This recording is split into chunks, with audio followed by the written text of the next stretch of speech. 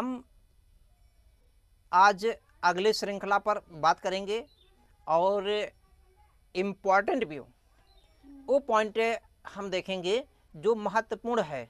इसमें हमने एक लिखा है वेद त्रयी। कभी कभी प्रश्न इसमें बन सकता है कि वेद त्रयी में वन लाइनर प्रश्न बन जाता है, वेद त्रयी में कौन सा वेद नहीं आता है। तो वेद त्रयी देखिए, वेद त्रयी मतलब वेद है और त्रयी मतलब तीन। इसका मतलब तीन वेद को वेद त्रयी में रखा गया है, एक वेद को नहीं रखा गया है। अब कौन सा ऐसा वेद है या निम्न में से कौन सा वेद त्रयी में नहीं आता है? तो कौन सा ऐसा वेद त्रयी में नहीं आता है जो बाद में सबसे लिखा गया है, वो नहीं आएगा। इसका मतलब ऋग्वेद आएगा। कौन सा आएगा? ऋग्वेद। ऋग्वेद के बाद सामवेद आएगा, सामवेद। सामवेद के बाद में और कौन आएगा? यजुर्वेद आएगा। बस ये तीन वेद आते हैं, तीन वेद। इसका मतलब जो चौथा वेद है अथर्ववेद, जो बाद में लिखा गया है, वो नहीं आता वेद त्रयी में। क्लियर हो गया? अभी हम केवल इसी पर जानेंगे। अब क्यों नहीं आता है, क्या कारण है, वो सब बाद में चर्चा करते हैं।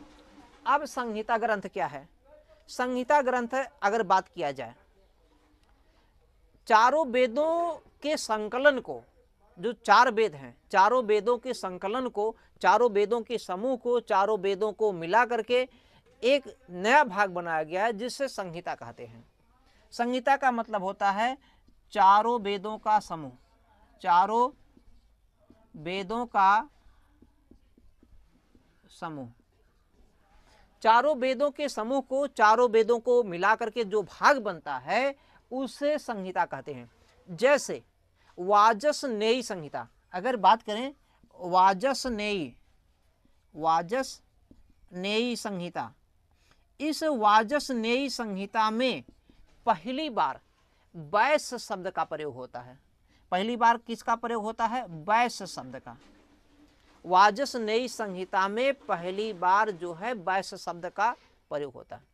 अब अगर ये प्रश्न पूछ लिया जाए कि पहली बार शूद्र शब्द का प्रयोग किस वेद में मिलता है, तो मैंने पहले भी बता दिया है, ऋग्वेद में। ऋग्वेद में सबसे पहले जो है शूद्र शब्द का प्रयोग। अब ऋग्वेद में कुल कितने मंडल हैं? 10 मंडल हैं। 10 मंडल में कौन से मंडल में, तीसरे मंडल में या 10वें मंडल में या किस मंडल में? आप कमेंट करके बताइएगा। हमारे अगले वीडियो में बना दिया है, लेकिन फिर भी आप कमेंट करके बताइएगा। अब दूसरी चीज, संहिता के बारे में बात हो रही है। अगर गार्गी संहिता की बात किया जाए, गार्गी संहिता में संवाद का उल्लेख बृहद उपनिषद में मिलता है। एक साथ में काठोपनिषद में मैंने बता दिया यम और नचिकेता का उल्लेख मिलता है। तो ये संहिता क्या है? चारों वेदों का जो संकलन है, संकलन लिख सकते हैं या समूह भी लिख सकते हैं। संकलन चारों वेदों का, तीन वेदों के संकलन को, जिसमें अथर्ववेद नहीं है, उसे वेद त्रयी कहते हैं। क्लियर हो गया? अब वेदांग क्या है? ये भी बहुत इंपॉर्टेंट है। Most important Vedang. वेद चूंकि आर्यों की संस्कृत भाषा में लिखा गया है। आर्य का मतलब होता है श्रेष्ठ। आर्य का मतलब क्या होता है? आर्य का अर्थ होता है श्रेष्ठ। आर्यों का जो संस्कृत भाषा था, उसे हम लोग वैदिक संस्कृत कहते हैं। बी कॉल्ड वैदिक संस्कृत, बी कॉल्ड वैदिक संस्कृत हमने कहा, या बी कॉल वैदिक संस्कृत, हम वैदिक संस्कृत कहते हैं, या बी के स्थान कह सकते हैं आई कॉल वैदिक Sanskrit. Understand? Have you any problems? तो वेदों को चूंकि वैदिक संस्कृत में लिखा गया है, नॉर्मल संस्कृत आज के समय में लोगों को नहीं समझ में आता, नॉर्मल संस्कृत। तो वैदिक संस्कृत और जटिल है, इसीलिए वेदों को समझने के लिए भली भांति समझे जाए, ताकि हर आदमी वेदों का उपयोगिता कहाँ है, उसका आम जीवन में महती भूमिका दिखती है, उसका आम जीवन में काफ़ी ज़्यादा उपयोगिता। आप इसे जाति धर्म से हटा दीजिए, आप उसके उपयोग को देखिए, इसका मानव लाइफ में कहाँ उपयोग है। जाति धर्म को हटा दीजिए, गौतम बुद्ध ने अर्थात भगवान बुद्ध ने, लॉर्ड बुद्धा ने क्या क्या अपने जीवन में बताया, क्या क्या अष्टांग मार्ग को बताया, उनके लाइफ को देखिए।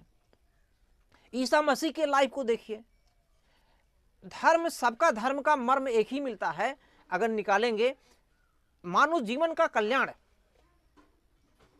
अगर आप राजनीति से हटा देते हैं, राजनीतिक पहलुओं को हटा देते हैं, आप उसे एक प्रशासनिक अप्रोच की दृष्टि से देखते हैं तो अच्छा तब दिखेगा। राजनीतिक अप्रोच से देखेंगे तो अच्छा नहीं दिखेगा। तो वेदों को समझने के लिए वेदांग की रचना हुआ है। किसकी रचना हुआ है? वेदांग। तो वेदों को समझने के लिए, वेदों को समझने के लिए किसकी रचना हुआ? वेदांग की। अब वेदांग अगर पूछा जाए वेदांग कितने प्रकार के, तो मुंडको उपनिषद में, जो मुंडको उपनिषद है, मुंडको उपनिषद किसका भाग है? एक उपनिषद है मुंडको उपनिषद, अथर्ववेद का भाग है। इसी मुंडको उपनिषद में हमें सबसे पहले सत्यमेव जयते लिखाता मिलता है। सत्यमेव जयते इस समय इंडिया का प्रतीक चिन्ह भी बन गया है। अशोक चक्र, अशोक धम्मा जो है, अशोक धम्मा, अशोक चक्र के नीचे जो है सत्यमेव जयते लिखा गया है। कहाँ से लिया गया है? मुंडकोपनिषद। मुंडकोपनिषद में मुंडक धन उपनिषद, उपनिषद माने गुरु के समीप बैठना, गुरु के समीप बैठने का मतलब अच्छा ज्ञान प्राप्त करना। सत्यमेव जयते का मतलब हो गया, इसका मतलब सत्य की हमेशा विजय होता है। क्लियर हो गया? तो मुंडकोपनिषद के अनुसार वेदांग की संख्या कितनी है? 6। इसकी संख्या कितनी है? 6। इसकी संख्या 6। ये किसके अनुसार? मुंडकोपनिषद के अनुसार। मुंडकोपनिषद के अनुसार, अकॉर्डिंग टू मुंडकोपनिषद, मुंडकोपनिषद के अनुसार कितनी इसकी संख्या है? अब इनकी 6 जो संख्याएं हैं, इन 6 संख्याओं को जानना भी होगा, जिसमें नंबर 1 पे क्या है? शिक्षा। शिक्षा के साथ दूसरा नंबर क्या है? ज्योतिष। इसको हटा दिया जाए, इसके हटा दिया जाए, उसके बाद आप नोट कर लीजिए। तो इसमें हम लोग क्या है, वेदांग का मतलब बता दिया। वेदों को भली भांति समझने के लिए वेदांग की रचना हुआ है। वेदांग अगर बात किया जाए मुंडकोपनिषद के अनुसार इसकी संख्या कितनी है? 6। 6 कौन है? नंबर 1 पे अगर देखेंगे तो शिक्षा। शिक्षा के बिना सब बेकार है। जैसे संविधान के पिता कहे जाने वाले, father of Indian constitution, doctor B.R. Ambedkar ने कहा है कि शिक्षा वह शेरनी की दूध है। शिक्षा वह शेरनी की दूध है, जो जितना पिएगा उतना ही दहाड़ेगा। इसका मतलब क्या निकल के आ रहा? एजुकेशन, एजुकेशन, शिक्षा। तो शिक्षा, ये तो डॉक्टर B.R. अम्बेडकर ने आज कहा, ये तब पे जोर दिया गया है वैदिक काल में, उत्तर ऋग वैदिक काल में। क्लियर हो रहा है? एक दूसरा है ज्योतिष। ज्योतिष का भी रोल है। ज्योतिष, ये ज्योतिष जो हम लोग ज्योतिष समझते हैं, ज्योतिष नहीं, ये दूसरे दो ज्योतिष की बात हो रहा। कल्प, व्याकरण। देखिए व्याकरण, व्याकरण बहुत अच्छी चीज है। व्याकरण के साथ साथ निरुक्त, इसमें निरुक्त काफी ज्यादा पूछा जाता है। निरुक्त के रचनाकार कौन है? इसके रचनाकार यास्क हैं। कौन है? यास्क। निरुक्त के रचनाकार कई बार पूछा गया है, कौन है? यास्क। और ये संछंद, 6ठे नंबर पे क्या है? छंद। तो पहले हो गया शिक्षा, एजुकेशन, फिर उसके बाद क्या हो गया? ज्योतिष। ज्योतिष के बाद कल्प हो गया, फिर व्याकरण हो गया, व्याकरण के बाद निरुक्त हो गया, और उसके बाद यास्क, छंद। निरुक्त के रचनाकार कौन है? यास्क। ये 6 वेदांग है। इन 6 वेदांगों की रचना इसलिए किया गया ताकि हम लोग क्या है, वेदों का शुद्ध उच्चारण कर सकें, वेदों को भली भांति समझ सकें, वेदों में जो यज्ञ करने का नियम है, यज्ञ आदि को समझा जा सके। तो क्लियर हो गया? वीडियो को लाइक करिएगा, चैनल को सब्सक्राइब कीजिएगा, और यदि अपने ज़्यादा से ज़्यादा मित्रों में शेयर करते हैं तो हमारा भी जो है थोड़ा सा मनोबल बढ़ेगा। धन्यवाद।